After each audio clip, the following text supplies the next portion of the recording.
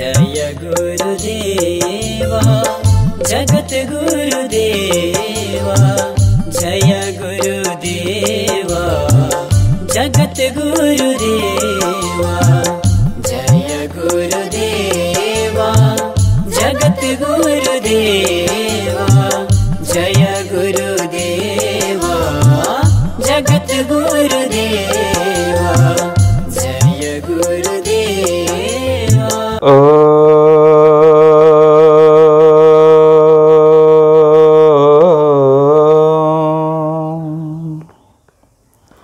श्री राधा कृष्ण चरण कमलेभ्यो नमो नमः। ईश्वर परमा कृष्ण सच्चिदानंद विग्रह, अनादिरादि गोविंद सर्व कारण कारणम, वांछाकल्पतरुभ्यश्च कृपा सिन्धुभ्यैव च पतितानां पावनेभ्यो वैष्णवेभ्यो नमो नमः। श्रीमद्वसिष्ठकुलभूषण सच्चरित्रम् विद्वद्वरं सकलज्ञानयुतं महन्तं, निम्बार्कधर्मपरिवर्धनज्योतिरूपं श्रीमज्जगद्गुरुवरं शरणं प्रपद्ये।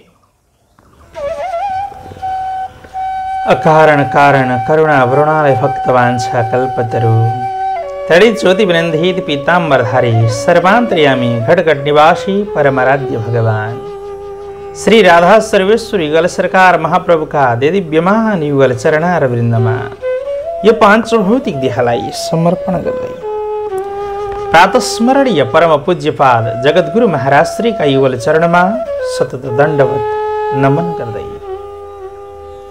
आदरणीय महानुभावहरू, विभिन्न क्षेत्रबाट विभिन्न स्थानबाट नेट इन्टरनेट का माध्यमद्वारा, टेलिभिजन का माध्यमद्वारा, युट्युब का माध्यमद्वारा हामीलाई हेरिरहनुहुने सम्पूर्ण महानुभावहरूमा जगद्गुरु नेपाल सञ्चार केन्द्रका तर्फबाट हार्दिक स्वागत यथायोग्य नमन अभिनन्दन गर्न चाहन्छु। श्रद्धेय भक्त सज्जन महानुभावहरू, सदा चाहिँ आज पनि यो प्रातःकालको शुभ समयमा एकादशीको पवित्र महिमा र आख्यानलाई लिएर हामी उपस्थित बनेका छौँ। अहिलेको यस समयमा प्रातस्मरणीय परम पूज्यपाद जगद्गुरु महाराज श्री महाकाली शारदा पीठ भम्केनी धाममा होइसिन्छ। मुक्तिनाथबाट तत्कालै श्रद्धेय महाराज श्री महाकाली शारदा पीठतर्फ गमन भयो। महाकाली शारदा पीठमा निर्माण भइरहेको 75 फिट अग्लो नेपाल माताको दिव्य मूर्ति निर्माण समितिका अध्यक्ष जनकराज जोशी सरकी ममतामयी माताको गोलोक गमन भयो। माताको गोलोक गमन भएको खबर सुन्न साथ प्रातस्मरणीय पूज्यपाद जगद्गुरु महाराज श्री स्वयं त्यहाँ सवारी भएर अध्यक्षज्यूलाई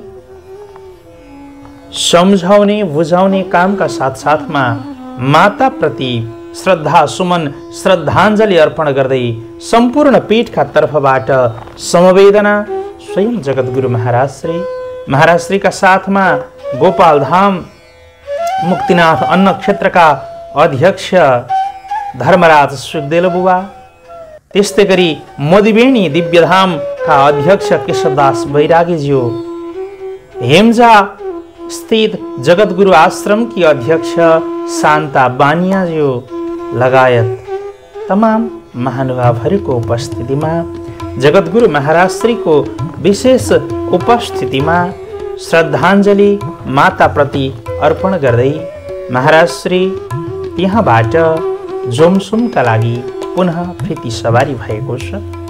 आदरणीय महानुभावहरू, जोमसोम स्थित नीलाद्रिपीठ जगद्गुरु आश्रममा यही वैशाख 9 गतेबाट श्रीमद्भागवत सप्ताह ज्ञान महायज्ञ हुन गइरहेको छ। जगद्गुरु आश्रम नीलाद्रिपीठ जोमसोमको समुद्घाटन त्यसै समयमा हुनेछ। जगद्गुरु महाराज श्री चतराधामबाट माघ महिनाको 8 गते यहाँबाट रामपुर हुँदै रामपुरबाट विभिन्न क्षेत्रहरू पार गर्दै गर्दै भक्तहरूलाई दिव्य दर्शन दिँदै जगद्गुरु महाराज श्री पोखरा सवारी भइबक्सनुभयो। पोखराको दिव्य यज्ञलाई सम्पन्न गरेर पर्वतमा दिव्य यज्ञलाई सम्पन्न गरेर त्यहाँबाट पूज्यपाद जगद्गुरु महाराज श्री जोमसोमको नीलाद्रिपीठ जगद्गुरु आश्रममा होइसिन्छ। त्यहाँ रहेर विभिन्न राष्ट्रभरि रहेका तीर्थस्थलहरूको खोज अनुसन्धान गर्ने क्रमको सिलसिला पूज्य महाराज श्रीको चलि नै रहेको छ। सोही अन्तर्गत लेखन कार्यहरू त्यहाँ विश्राम गरेर महाराज श्री गरिबक्सदैछ। लेखन कार्य आफ्नो स्वाध्यायनका साथसाथमा महाकाली शारदा पीठ पुगेर पुनः फर्किएर महाराज श्री जोमसोमको दिव्य आश्रमलाई भव्य बनाउने काममा लागिबक्सनु भएको छ। आदरणीय श्रद्धेय सज्जन, जगद्गुरु पीठको संक्षिप्त जानकारी मैले यहाँहरूलाई गराएँ। अहिलेको समयमा जगद्गुरु आश्रम जगतनारायण मन्दिर शङ्खमूल धाममा निर्माणको काम तीव्र गतिमा बढेको छ। महाकाली शारदा पीठमा नेपाल माताको मूर्ति निर्माणको क्रम तीव्र रूपमा बढेको छ। नीलाद्रिपीठ जोमसोममा स्वयं जगद्गुरु महाराज श्रीको समुपस्थितिमा निर्माणको कामले तीव्रता प्राप्त गरेको छ। त्यस्तै गोलोकधाम राधा गोलोक बिहारी मन्दिर जगद्गुरु आश्रम वृद्ध गङ्गा इटहरीमा छठ ढलानको क्रममा मन्दिरको काम पुगेको छ। श्रद्धेय सज्जन, विभिन्न क्षेत्रमा हाम्रा जगद्गुरु पीठ अन्तर्गतका गतिविधिहरू भइरहेका छन्। यहाँहरूलाई मैले यो छोटो समयमा छोटो रूपमा जानकारी गराउने जमर्को गरेँ। श्रद्धेय सज्जन महानुभावहरू, हामी आज एकादशीको पवित्र शुभ समयमा छौँ। एकादशी मैले हजुरहरूलाई पहिलेका श्रृङ्खलाहरूमा बताइसकेको छु। पञ्च ज्ञानेन्द्रिय, पञ्च कर्मेन्द्रिय र एउटा मन, यिनै 11 इन्द्रियलाई वशमा राखेर गरिने व्रतलाई एकादशी भनिन्छ। उनी भगवानको चिन्तन गर्नु, 15 दिनमा 1 दिन अल्पाहार वस्तुको ग्रहण गर्नु, सकिन्छ निर्जला व्रत गर्नु, सकिँदैन सजला गर्नु, सकिन्छ फलरहित व्रत गर्नु, सकिँदैन फलाहार गरेर व्रत गर्नु। एकादशीको व्रत गर्नु, जुन दिन भगवान श्री राधा गोलोक बिहारी प्रभुको दिव्य चिन्तन गर्नु, भगवानको दिव्य आराधना गर्नु, किनभने उन भगवान जगदीश्वरद्वारा प्रदत्त यो जीवन हो। उन भगवान जगदीश्वरको इच्छा शक्तिद्वारा हामी संसारमा हिँड्न पाइरहेका छौँ, हिँड्न सकिरहेका छौँ, डुल्न सकिरहेका छौँ, केही गर्न सकिरहेका छौँ। भगवानको इच्छा नहुँदो हो त हामी मुर्दा समान। आदरणीय मानव, भगवान स्वयं आज्ञा हुन्छ, हे आमा, मेरा भयद्वारा यो सारा संसार चलायमान छ। हे आमा, मेरा भयद्वारा काल विचरण गर्दछ। हे आमा, मेरा भयद्वारा इन्द्रले जलको वर्षा गराउँछन् अनि मेरा भयद्वारा मृत्यु विचरण गर्दछ। मद्भयाद् भाति भातोऽयं सूर्यास्तपतिमाद् भयात् वर्षतीन्द्रो दहस्त्यग्निं मृत्युश्चरति माद् भयात्। उन जगदीश्वरको इच्छा शक्ति नभइकन केही पनि हुन्न। त्यसैले उन भगवानको चिन्तन गर्नु, आराधना गर्नु, स्मरण गर्नु, किनभने यो दुर्लभ जीवन उन प्रभुबाट प्राप्त भएको छ, उन भगवानबाट प्राप्त भएको छ। भगवान राधा सर्वेश्वरको दिव्य चिन्तन गर्नु, आराधना गर्नु, जसले राधा राधा नाम उच्चारण गर्दछ, श्रीमद् भागवतमा हामीले श्रवण गरेका छौं, अजामिल जस्तो महापापी दुष्ट दुराचारी व्यक्ति आफ्नो पुत्र नारायण सम्झदा परम गति परम धामलाई प्राप्त गरे। भगवान भन्नुहुन्छ सद्गुरुदेव आज्ञा हुन्छ कि राधा नामको उच्चारण गर, भगवानको दिव्य मन्त्रको चिन्तन गर, आराधना गर। एक पत्र तुलसीले भगवानको सेवा गर, अर्चना गर, भगवानको चरणामृत पान गर। भरतजी महाराज गण्डकीका तटमा हुनुहुन्थ्यो। उनी भरतले मृगलाई सम्झनु भयो, मृग भएर जन्मनु भयो, परन्तु तपश्चर्याको प्रभावले पूर्व जन्मको ज्ञान भयो। भरतजी महाराजले गण्डकीका तटमा चक्र नदीका तटमा चरणामृत पान गर्नु भएको थियो। सालग्रामको जल चरणामृत जसले पान गर्दछ उसको जीवन उज्जवल बन्दछ। त्यसैले हरेक दिन चरणामृत पान गर्नु, तुलसी पत्रले भगवानको सेवा गर्नु। अरे तपाईलाई फुर्सद छैन, बितो बितो बितो भनेर कुदिरहनुहुन्छ, बितेको के हो थाहा छैन। अरे जिंदगी जब तक रहेगी फुर्सत न होगी काम से, कुछ वक्त ऐसे निकालो प्रेम कर लो राम से। जबसम्म जिन्दगी रहन्छ फुर्सद हुँदैन। त्यसैले 15 दिनमा एक दिन जुन ब्रह्मले तपाईलाई यो जीवन दिनुभयो, जुन भगवानले यो अमूल्य जीवन दिनुभयो, उस भगवानलाई कृतज्ञता अर्पण गर्नु पर्दैन? भन्नु त। हजुरलाई जुन भगवानले यति सुन्दर बनाउनु भयो, हजुरलाई जुन भगवानले समाजमा प्रतिष्ठित इज्जत मान शान सम्मानले जिउन सक्ने वैभव दिबक्सनु भयो, उन भगवानका लागि तपाई 2 मिनेट दिन सक्नुहुन्न? अरे जिंदगी जब तक रहेगी फुर्सत न होगी काम से। त्यसैले समय निकालेर 15 दिनमा एक दिन भगवानको चिन्तन, आराधना गर, स्मरण गर। जसले भगवानको नाम उच्चारण गर्दछ उसका सारा कल्मशहरू पापहरू हटेर जान्छन्, नाश भएर जान्छन्।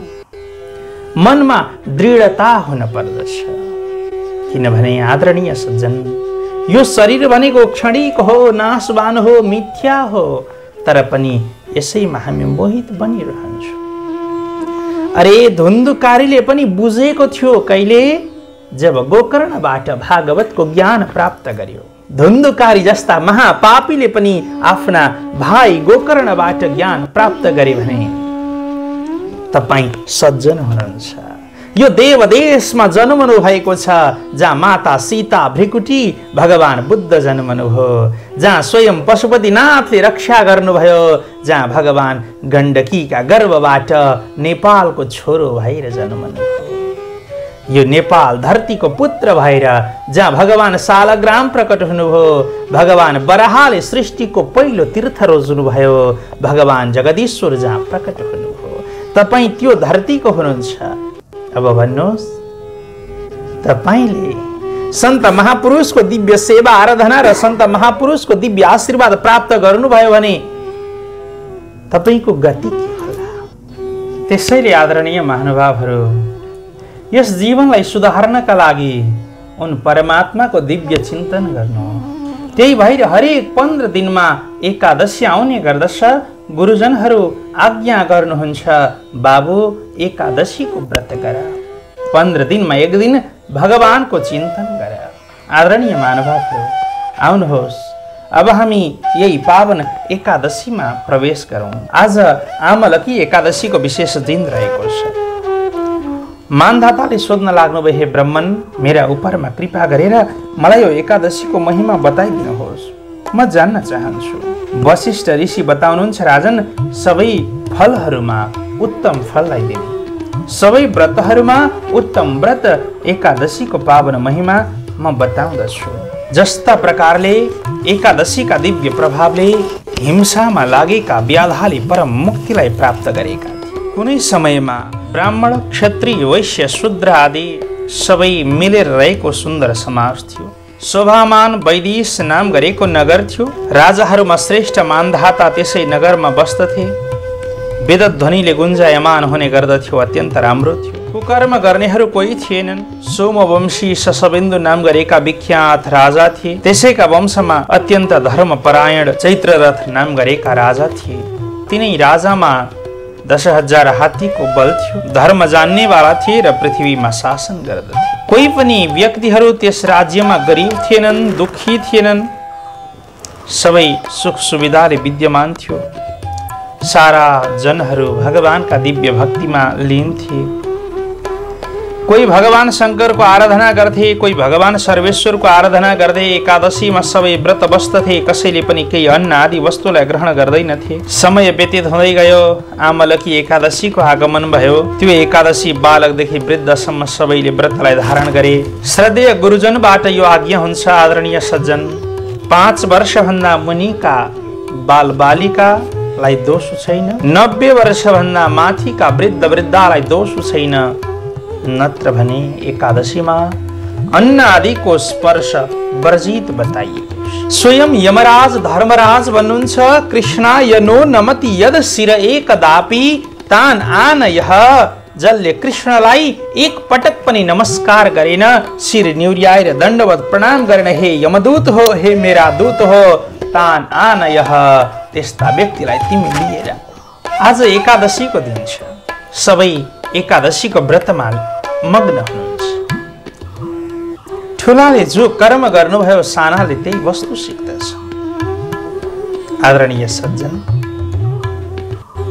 बडाले जो गरे काम हुन्छ त्यो सर्वसम्मत। बडाले जो गरे काम हुन्छ त्यो सर्वसम्मत। त्यसैले त्यो आचरण गर्नु, ताकि त्यस आचरणले गर्दा समाज सुध्रिन सकोस्। आज हजुरले जे कर्म गर्नुभयो, हजुरले गरेको कर्म देखेर हजुरका छोरा नातिले त्यही सिक्दछ। आदरणीय सज्जन, त्यसैले जीवनमा सत्कर्म गर्नु। त्यज दुर्जन संसर्ग, दुर्जनको संगतलाई त्याग, सज्जनको संगत गर्नु। राज्यमा राजा स्वयं धार्मिक भए। राज्यका सारा प्रजाहरू आज एकादशीको दिव्य व्रत गरिरहेका छन्। ठुलो फल दिने व्रतलाई जानेर सबैले जलमा स्नान गरे, नदीका तटमा आए। अमलाको रुख भएका नजदिकमा महान शक्तिशाली राजा र उसका प्रजा सबै त्यसै स्थानमा आए। पूर्ण कलशलाई स्थापना गरे। कलशका माथिको भागमा थाली राखेर सिंहासन राखेर भगवानलाई विराजमान गराए। हे आमलकी, तपाईलाई नमस्कार छ। अर्घ्य जललाई स्वीकार गर्नुहोस्। अर्घ्य जल आदि प्रदान गरे। म प्रदक्षिणा गर्दछु, मेरा पापहरूलाई नाश गरिदिनुहोस्। एवं प्रकारले अमलाको फेदमा भगवानको दिव्य पूजन गरेर रहन लागे। त्यसै समयमा एउटा व्याधा आइपुग्यो। सन्त महापुरुष र सज्जनको कृपा भएपछि मात्र जीवनबाट दुःख पाएकाहरूको उद्धार हुन्छ। गोकर्णजी महाराजले धुन्धुकारीको उद्धार गर्नुभयो। रहुगणको भरतले उद्धार गर्नुभयो। आदरणीय सज्जन, सन्त महापुरुषको दिव्य कृपा भएर अजामिलले परम गतिलाई प्राप्त गरे। सन्त महापुरुषको दिव्य कृपालाई प्राप्त गरेर चित्रकेतुले दिव्य ज्ञान र दिव्य शिक्षालाई प्राप्त गरे। आज ज्ञानी सज्जनका अगाडि त्यस व्यक्ति आइपुग्न लागे। घुम्दै घुम्दै घुम्दै एउटा व्याधा आयो। त्यो व्याधा आकुल व्याकुल थियो, पीडित थियो। प्राणीलाई अन्त्य गर्नेवाला, जीवको हत्या गर्नेवाला थियो। जीवको हत्या गर्नु हुँदैन, जीवको अन्त्य गर्नु हुँदैन, हत्या गर्नु हुँदैन। कुनै पनि प्राणीलाई अन्त्य गरेर तपाईँ रमाउन सक्नुहुन्न। हामीले सोच्नुपर्छ, बुझ्नुपर्छ। त्यो जीव जो जन्मियो यो जगतमा, उसले बाँच्ने अधिकार पाउनुपर्छ। हामी कुकुर संरक्षणको कुरा गरेर आन्दोलन गरिरहेका हुन्छौँ, तर हरेक दिन ती पशुहरू तपाईले आफ्नो स्वादका लागि मारिरहनु भएको। जीवको हत्या गर्दथ्यो, समाजबाट बहिष्कृत बनेको थियो, घरबाट निकालिएको थियो, भोकले आकुल व्याकुल बनेको थियो। रात्रिको समयमा पुग्यो जहाँ एकादशीको व्रतलाई धारण गरिरहेका राजा सहित प्रजालाई उसले देख्यो, भगवानको दिव्य विग्रहलाई देख्यो। रात्रिको समयमा सबै झलमल्ल बत्ती देख्न लाग्यो। भगवानको विग्रहलाई देख्यो। भोकले व्याकुल भएको त्यो जीवले, त्यो व्याधाले एकादशीको महिमालाई सुन्न लाग्यो। आश्चर्यचकित भयो। रात्रि छर्लङ्ग उज्यालो भयो। उसले व्रत गर्यो। जनहरू आफ्ना घरतिर गए। व्याधाले पनि अन्न वस्तु आदिलाई ग्रहण गर्यो र त्यहाँबाट अगाडि बढ्यो। रात्रि जागरण गरेका प्रभावले गर्दा उसले चतुरङ्गिणी सेना सहित ठूलो राज्यको राजा भयो। जयन्ती नाम गरेको नगर थियो। विदुरथ नाम गरेको राजा भयो। उनै विदुरथको वसुरथ नाम गरेका छोरा भए। वसुरथ अत्यन्त बलिया थिए। धनधान्यले हृष्टपुष्ट बनेका थिए। 10,000 गाउँहरूमा शासन गर्दथे। भगवान जगदीश्वरको दिव्य कृपा थियो। अत्यन्त धर्मात्मा थिए। भगवानको दिव्य भक्तिमा रत थिए। भगवानमा श्रद्धा राख्ने वाला थिए। अनेक प्रकारका यज्ञहरू गर्दथे। नाना प्रकारका दानहरू गर्दथे। शत्रुका घमण्डलाई चूर गर्ने वाला राजा एक दिन वन विहार गर्दै जाने क्रममा वनमा बाटो बिर्सन लागे। अनकण्ठार वनमा पुगे। पर्वतहरूमा पुगे जहाँ म्लेच्छहरूको समूह थियो। राजामाथि सबैले आक्रमण गरे। राजालाई उनीहरूका अस्त्रले स्पर्श गर्न सकेन। खड्गहरू धनुषहरू वर्षाए परन्तु ती कसैले पनि छुन सकेन। शरीरलाई छोएनन्। शस्त्र अस्त्रहरू एक आपसमा आफै टुक्रिन लागे। आकाशवाणी हुन लाग्यो, राजन भगवान केशव भन्दा वासुदेव गोविन्द भन्दा अर्को शरण दिनेवाला कोही छैन। त्यसैले उन भगवानका दिव्य कृपाले आज एकादशीको महिमाले गर्दा तिमी जीवित बन्यौ। म्लेच्छहरूले तिमीलाई परास्त गर्न सकेनन्। कुशलतापूर्वक उनी राजा घरमा आउन लागे। देवता समान शासन गर्दै गए। वशिष्ठ ऋषि बताउनुहुन्छ, हे राजन, पूर्वजले गरेको व्रतका प्रभावले पनि उसले सुन्दर जीवन प्राप्त गरे, दिव्य आनन्द प्राप्त गरे, भगवानको कृपा प्राप्त गरिरहे।